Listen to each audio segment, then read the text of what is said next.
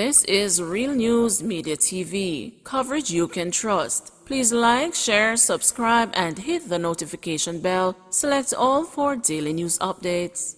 Good afternoon, my Real News Media TV family. Welcome back to the channel for another news update for June 27, 2023. And in the news this afternoon, burn victim's father in high spirits as daughter sits up, gives high five for first time since being in U.S. hospital. 14-year-old St. Elizabeth burn victim Akelia Dunkley surprised her father and others Monday morning as she sat up for the very first time on her own in hospital in the United States after she suffered third-degree life-threatening burns during a gas explosion at her home on June 16. Akelia was preparing tea before heading to school early in the morning on June 16 when a mishap occurred, triggering the explosion. Her school uniform reportedly melted on her body during the incident. Since arriving in the U.S. on June 21, Akelia has undergone her first set of successful surgeries. On Monday, while the news was conducting an interview over the phone with Akelia's father, Rupima Dunkley, who was at her bedside at the Joseph M. Stillburn Center in Augusta, Georgia, the conversation was interrupted by cheers and excitement as the teen helped herself into a full sitting position. "Look, she's getting up in a big way. She just sat up. That shows she's strong," the news overheard the project's manager of the San Marino Foundation, Stephen Joseph, say in the background. Further, Akelia's father, Rupima, said he was overjoyed and grateful that the people in Jamaica and the diaspora responded by donating more than $45,000 to enable his daughter to go overseas, giving her another chance at life. "I am joyful. Words cannot really express my full feeling. I thank the JMS Burn Center and Oliver Mayer, who is Jamaica's Consul General in the southern United States. I have to always big up Delores Slowly, who is the Member of Parliament for Northeast St. Elizabeth, Minister of Education Favour Williams, the Child Protection and Family Services Agency, Stephen Josephs, and everybody who gave a contribution both financially and in prayer. My heart lifted when I saw the Consul General today," Rupima told the news. Rupima added that, "Today she gave Mr. Josephs the first high five. My heart shifted, and I cannot stop giving thanks to the people of Jamaica and the diaspora and all over for their prayers. We cannot leave God out of anything. God is the starter and the finisher of everything. We have to give thanks. It is a great feeling to see how she has been responding. It is the first step and we have many more hurdles to go, but we will take it step by step. I am glad we have reached this point." Also grateful for the outpouring of support for Akelia was Josephs, who has been leading the charge to raise money and secure treatment overseas for the teen. "It is a great honor and a privilege seeing that Jamaica has rallied around her. I have to thank the Consul General Oliver Mayer for always supporting these kinds of initiatives. When I arrived in Atlanta, the Consul General ensured I was picked up and brought to the hospital. Without his support, it wouldn't be possible.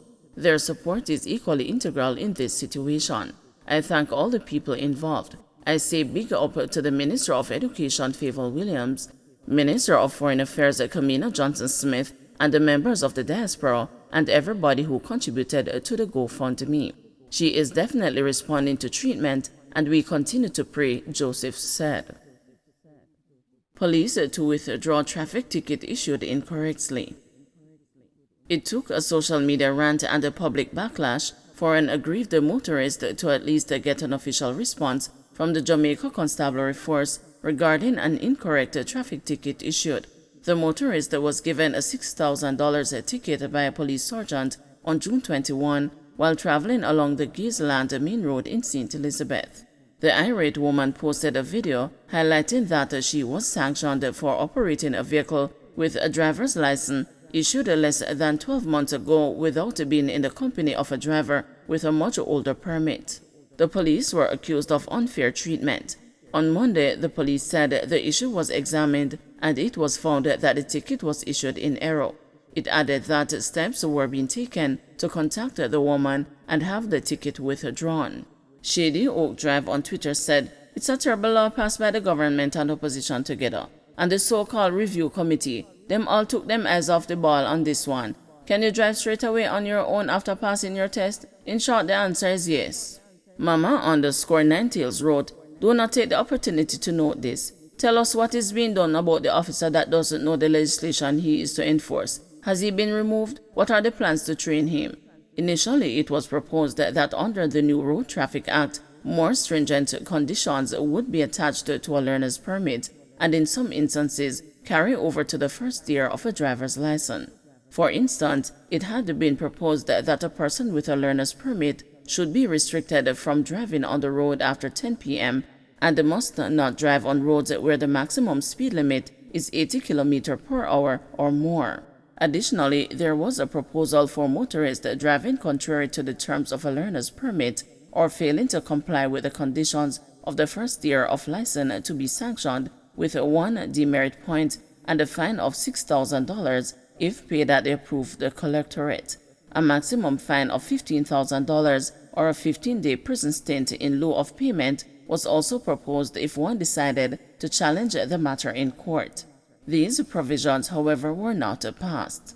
On Monday, the JCF noted that under Section 27 of the Road Traffic Act of 2018, motorists still have to comply with a few terms and conditions during the first 12 months of the grant of the license.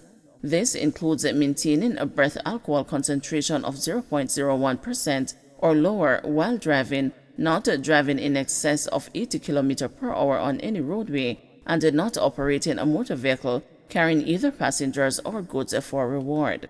In January, during the handover of 750 rugged handsets and 750 printers to the JCF for the Electronic Traffic Ticket Management System, Police Commissioner Major General Anthony Anderson said the police were seeking to maintain public order and not chasing revenue for the government. We have laws and we have rules. You need to abide by them. We are not in search of revenue through ticketing. We are in search of better public order and better traffic management, Anderson said. Up to press time, there was no indication whether the JCF had made contact with the motorist. Separate approach for teaching boys and girls long overdue, says Samaj.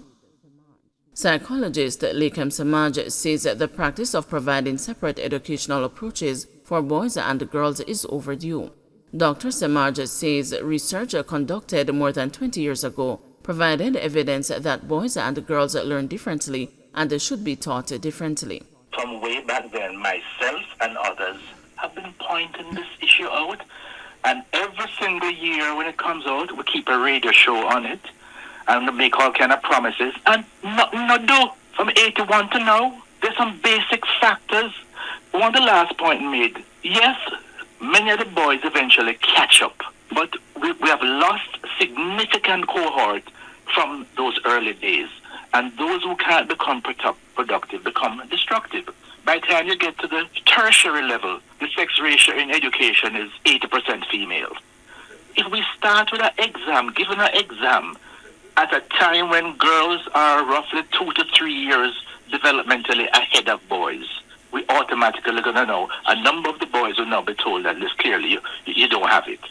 Some children don't respond to that. By the way, most boys catch up by the end of high school, but then we will have eliminated some and convinced them that they don't have the capacity to do so. Don't forget to like, share, subscribe, and hit the notification bell. Select all for daily news updates.